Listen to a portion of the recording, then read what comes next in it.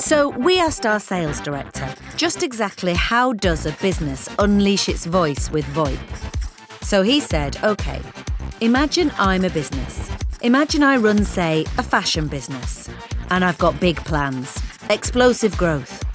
So I've done the pure play e-commerce business, and now I've got shops popping up across the north, and more than that, I'm exporting to the Far East, so all good.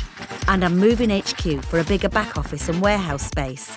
But I get a shock, because I've seen what our phone bills are going to look like. The idea of ordering old school landlines is just like dinosaur thinking to me. Definitely not part of our digital DNA. When one of my super switched on designers says, hey, take a look at VoIP. Now, I have no idea what that is, but I do like a bit of tech, so I Googled it. What do I find? That voice over internet protocol is kind of standard these days, and millions of businesses are using it. It seems VoIP's just a way of using the internet to talk over the phone, digitising your voice into data, so you can ditch landlines and a lot of the cost. So I go for it. And when I do, I find there's much more to it than that. A load of unexpected upside. Like, I'm getting more online recommendations because VoIP improves my customer service in all manner of ways. I can auto-reroute calls at busy times and even out of hours, so we're always on, with someone to talk to any time, even though most of my frontline team work from home these days. I'd still have all the features of the old phone system, but also a whole lot more. For instance, instead of that infernal hold music, I've got nicely targeted promo messages, which is a result. My HQ's a happier place because we're all feeling a lot more productive and collaborative. Every call's become a conference call, and we're sharing video, audio, documents and anything on our screens, all from the same VoIP system. Doesn't matter whether we're on a PC, iPad or mobile, we can start calls from most apps. So my sales force are properly mobile. Doesn't matter where I am, suddenly the world's my office. Imagine we're at a trade show in Singapore.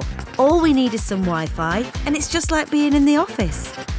Don't forget though, I have been mindful that I need decent connectivity to do all this, because fashion never sleeps, and the need does multiply when there are a few of you in the office video conferencing, especially if you're doing backups and live stock control at the same time. So I would have made sure I got myself a nice fat internet connection. That's how I'd guarantee great quality. Also, my switched-on techies and ops people would have told me to go for the cloud voice option. No specialised kit on site, no capex. We manage everything from a web page. Great for disaster recovery. And we can reroute calls with a quick click. Sold. And in true fashion style, we'd have chosen to pay per user every month. So it's easy to flex, scale up or skinny down after the sales. And my shops, they'd be much more stitched together.